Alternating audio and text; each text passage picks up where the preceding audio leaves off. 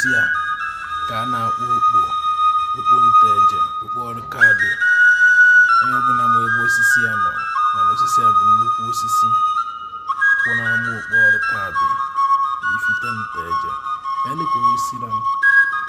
na sọsọ mgbọrọgwụ osisi abụrụ osisi ụmụ arọ, ya bụ okpo nteje. Okpo na maka okpo osisi a na-akpọ okpo adịrị abụọ